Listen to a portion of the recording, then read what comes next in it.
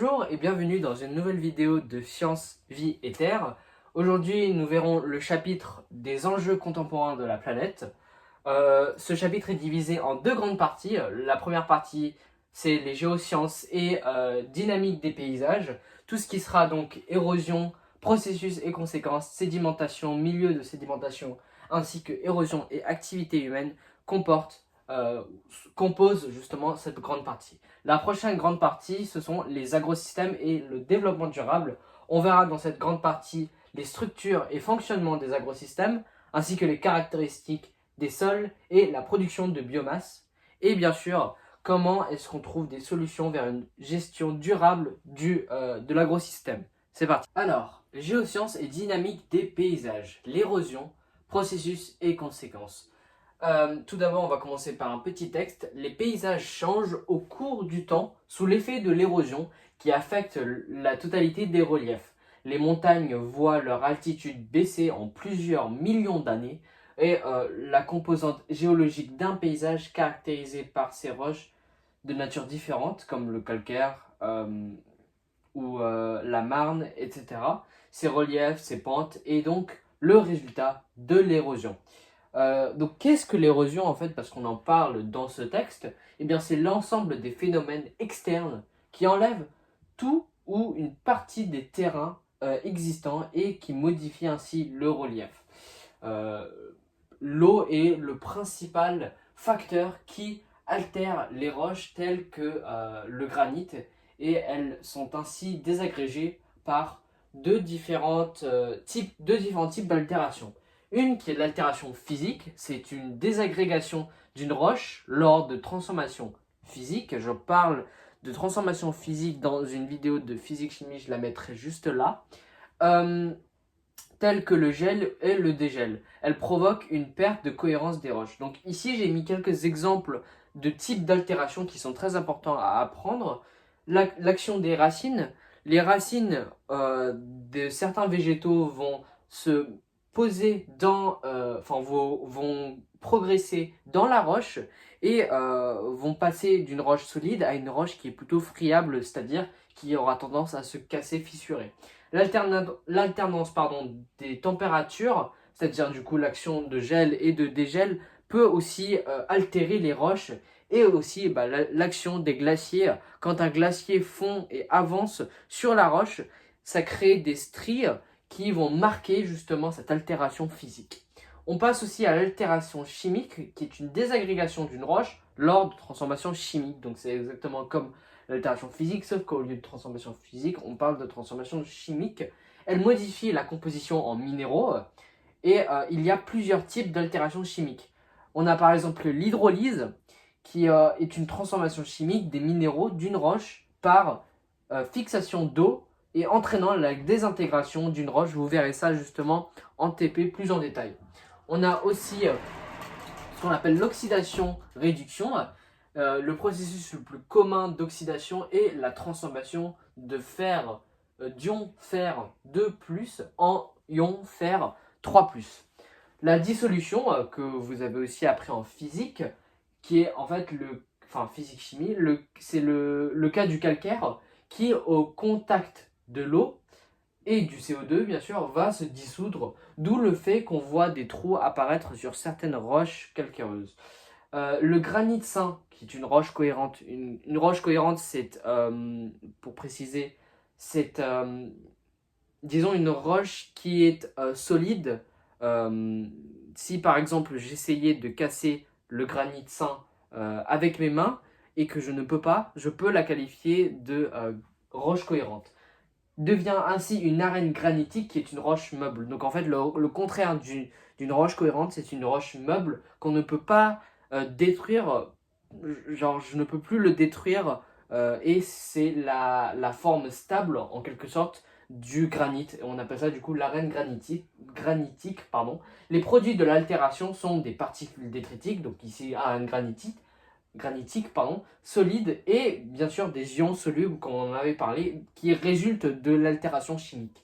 Ces produits sont en partie déplacés, notamment par l'eau qui ruisselle, c'est l'érosion. Et ce transport, on appelle justement ça le phénomène du transport. Et puis aussi, les roches, les produits de cette altération vont se retrouver loin de leur source et on appelle ça du coup la sédimentation. On va voir ça justement après. Alors, on va faire un petit récapitulatif de tout ça parce que c'est beaucoup d'informations à prendre en compte. Donc pour résumer, on va prendre l'exemple de l'altération du granit parce que ça va être plus simple.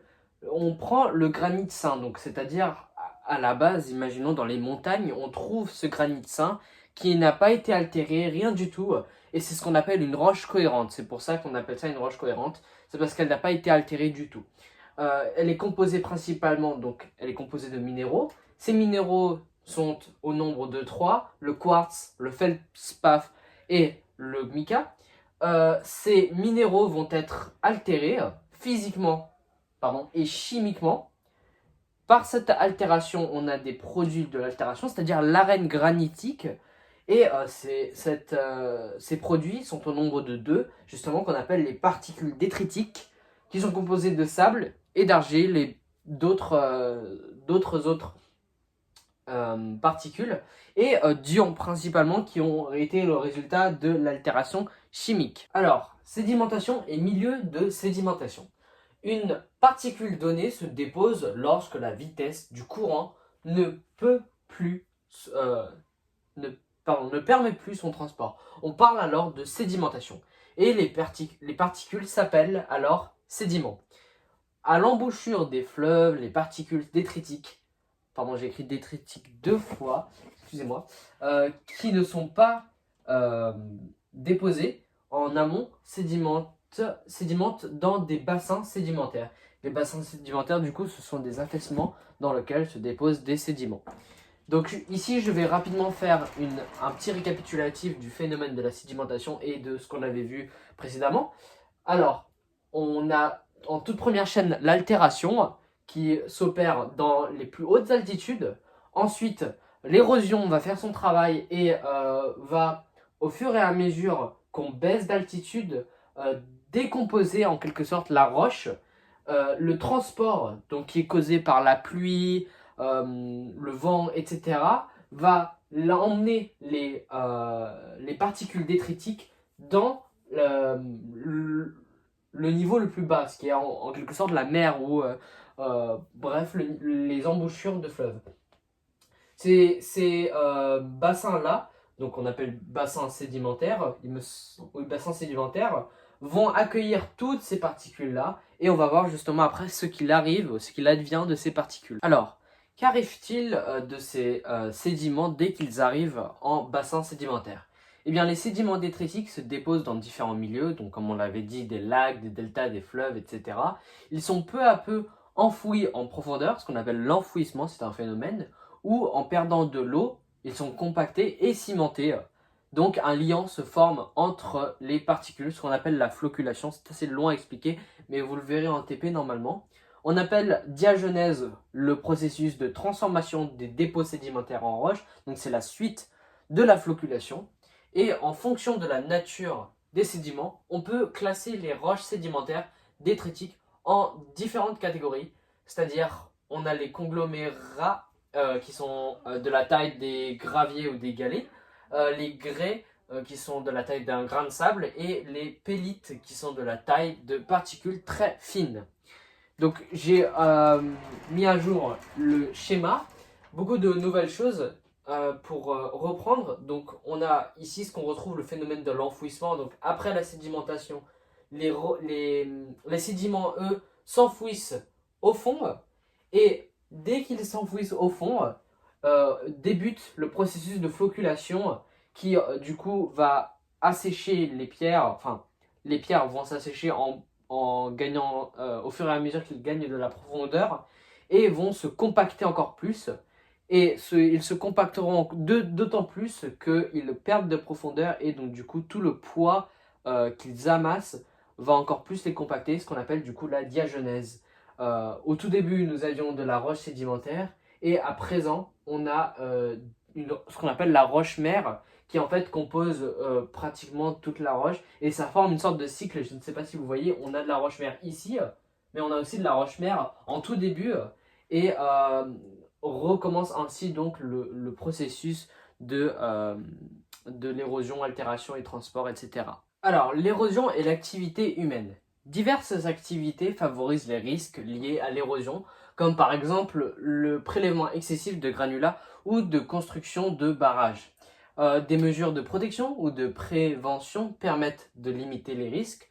Des prélèvements excessifs de granulats, comme par exemple le sable, le gravier, etc., dans un cours d'eau favorisent l'érosion et peuvent provoquer un risque pour les populations locales. La construction d'un barrage qui favorise l'érosion du delta d'un fleuve expose la population à un risque. Pour limiter ces effets néfastes, des aménagements de protection peuvent être mis en place, comme le réensablement des plages, la construction de digues ou d'épis, ou pour diminuer le risque, des mesures de prévention peuvent être adoptées, des déplacements de population, une interdiction de construction dans les zones les plus exposées, etc. Il me semble que vous allez faire un TP sur ce sujet-là, et par exemple, c'est le cas de la Clapière avec beaucoup d'éboulements et de glissements de terrain qui ont causé justement des relocalisations d'infrastructures, comme par exemple le stade de foot, et des déplacements de population, entre autres, ainsi que des interdictions de construction, comme je l'ai dit ici. Mais cela peut s'appliquer pour n'importe quel cas. Aussi, beaucoup de plages souffrent de prélèvements excessifs, justement, de sable aussi, et ce qui cause justement un réel problème concernant ces roches et ces ressources qui sont très importantes pour l'équilibre de la nature. Les agrosystèmes, on passe au grand 2, agrosystèmes et développement durable. On va commencer par la structure et le fonctionnement des agrosystèmes. Les agrosystèmes terrestres ou aquatiques sont gérés afin de produire la biomasse nécessaire à l'humanité pour ses différents besoins, donc alimentaires, textiles, agrocarburants et pharmaceutiques, etc. Les caractéristiques des systèmes agricoles varient selon le modèle de culture. De l'agriculture vivrière qui consiste en fait à... c'est une agriculture qui consiste seulement à l'autoconsommation, c'est-à-dire qu'on ne fait que pousser ce qu'on consomme nous-mêmes par rapport à du coup l'agriculture extensive qui, elle, s'étend aux besoins de tous les autres en général et l'agriculture intensive qui a pour but de maximiser son rendement, c'est-à-dire de produire énormément en grande quantité pour tout le monde. Dans plusieurs modèles agricoles, l'exportation d'une grande partie de la biomasse produite réclame l'apport d'intrants pour fertiliser les sols. Donc on va voir tous les nouveaux termes à présent avec ces définitions-là. Qu'est-ce qu'un agrosystème? Tout d'abord, c'est un écosystème transformé pour y cultiver des végétaux ou y élever des animaux. Qu'est-ce qu'un intrant? Quand on parle d'intrants, on parle également d'engrais et de produits phytosanitaires. Donc phytosanitaires, c'est-à-dire en relation avec la lumière. Et les engrais, je pense que vous savez tous ce que c'est qu'un engrais. Donc les intrants sont des éléments extérieurs apportés à l'agrosystème afin d'augmenter la productivité et compenser les pertes. C'est souvent utilisé dans les méthodes d'agriculture qu'on appelle l'agriculture intensive, et un peu moins dans les agricultures extensives, et encore moins dans les agricultures vivrières, bien sûr. La biomasse, qu'est-ce que la biomasse? C'est l'ensemble de la matière végétale ou animale produite par un organisme ou par un écosystème naturel ou même un agrosystème. Qu'est-ce que l'exportation du coup? L'action de faire sortir la biomasse produite, comme par exemple le phénomène des récoltes. Et enfin, qu'est-ce que le rendement écologique? C'est un rapport entre la production d'énergie par un organisme, donc c'est-à-dire l'énergie contenue dans la biomasse, et l'énergie nécessaire à cette production. On peut la calculer à travers une formule, mais vous allez voir ça justement en TP. Caractéristiques des sols et production de biomasse. En dehors des agents érosifs, la nature et la composition des sols résultent aussi de l'interaction entre les roches et la biosphère. On va voir tous ces nouveaux termes juste après, mais je finis juste de lire ça. Par le biais de plantes, d'animaux et de microbes. La biosphère prélève dans les sols des éléments minéraux participant à la production de biomasse. En consommant localement la biomasse morte, les êtres vivants du sol recyclent cette biomasse en éléments minéraux et assurant donc la fertilité des sols. Donc quand on parle des êtres vivants du sol, on entend la notion de pardon, on entend la notion de réseau trophique. Qu'est-ce qu'un réseau trophique? Eh bien en fait c'est un ensemble de chaînes alimentaires qui permettent de créer cette biomasse. Enfin, il la crée indirectement puisque c'est un facteur de la création de la biomasse. On va voir ça. Alors, ici, nous avons la composition d'un sol. Premièrement, on a deux noms qui nous viennent à la tête. Ce sont sol et sous-sol. Tout ce qui est sol, en fait, est composé principalement d'horizons. On va voir, un horizon, c'est en fait simplement une couche horizontale. Et on a plusieurs horizons. Donc on a la végétation qu'on appelle aussi biosphère, c'est exactement la même chose. L'horizon organique qui est du coup composé de la litière et qui est en fait composé d'êtres vivants, donc c'est-à-dire de vers de terre, d'insectes, d'araignées, etc. Et principalement de bactéries.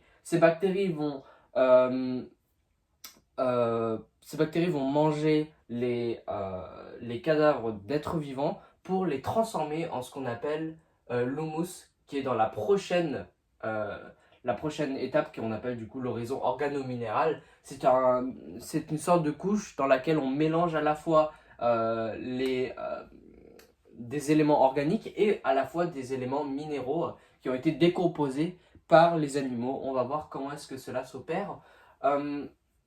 Et enfin, on a l'horizon minéral, du coup, qui est purement composé de minéraux. Et aussi, j'ai oublié de préciser que l'horizon organique est composé également de vide, dans lequel des gaz se nichent, c'est-à-dire le dioxygène, le CO2, du diazote, il me semble. Et du coup, cette aération est bénéfique pour la Terre et elle permet également ce qu'on appelle la fertilité. Donc ici, quelques définitions. Du coup, qu'est-ce qu'un horizon? C'est une couche horizontale du sol ayant des propriétés physico-chimiques particulières. Donc cela dépend justement de l'horizon. On parle d'horizon organique, organominéral ou minéral. L'humus, qui est une matière organique issue de la décomposition des débris d'animaux et de végétaux. Vous êtes censé avoir vu ça à partir de la 6e, il me semble. La litière, qu'est-ce que la litière? Ce sont des débris d'animaux et de végétaux. Quant à la roche-mère, c'est une roche en partie à l'origine du sol, aussi appelée sous-sol. Et enfin, la fertilité, le concept de fertilité, c'est la capacité à permettre la production de biomasse végétale, c'est-à-dire à fournir de l'eau, les ions minéraux dont les plantes ont besoin. Alors, vers une gestion durable de l'agrosystème. La biodiversité peut être menacée par les pratiques agricoles. En effet, l'augmentation de la population nécessite des terres agricoles de plus en plus grandes. Cette recherche cause la destruction des agrosystèmes et des sols, écosystèmes, mais aussi agrosystèmes bien sûr. L'usage intensif de pesticides abîme les terres et on a de plus en plus de mal à fournir les besoins de la population.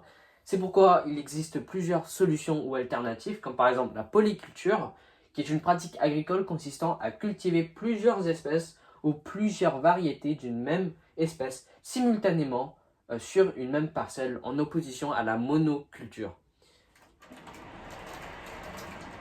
On a également la rotation des cultures, qui est une pratique agricole consistant à cultiver sur une parcelle des espèces différentes d'une année sur l'autre.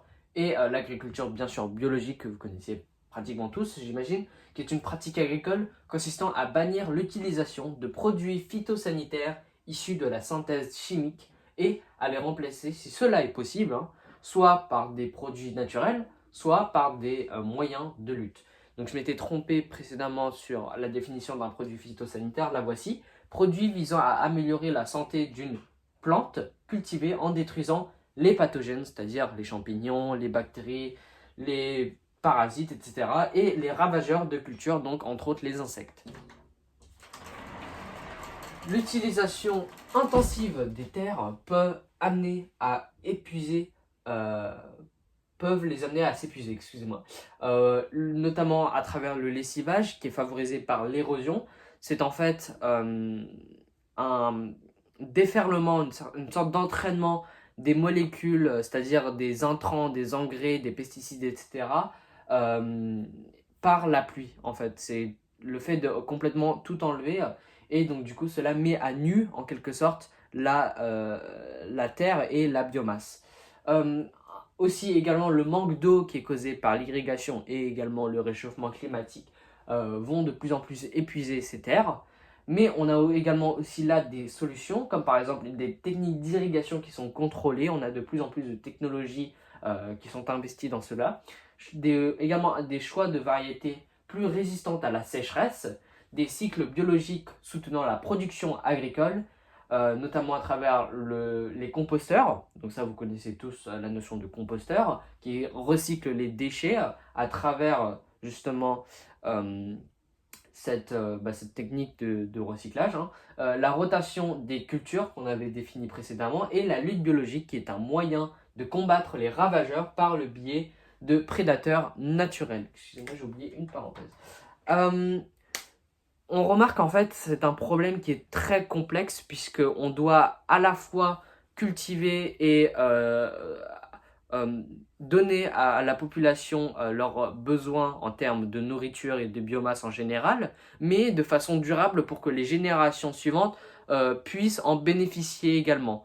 Il y a certaines alternatives qui sont pas encore sur le marché, c'est-à-dire par exemple les OGM, eux, sont sur le marché, donc les organismes génétiquement modifiés qui, eux, permettent justement de répondre à ces besoins. Donc par exemple des tomates qui pourraient avoir un long temps de conservation ou des tomates qui, elles, ont leur propre engrais chimique ou leur propre pesticides qui du coup permettent de repousser les insectes ravageurs. Mais bien sûr, cela n'arrive quand même pas à répondre à tous ces besoins en même temps. C'est la fin de cette vidéo, j'espère que vous l'aurez appréciée. Si vous avez aimé, n'hésitez pas à liker, commenter ou vous abonner, tout simplement, ça me ferait un grand plaisir et je vous verrai pour de nouvelles vidéos.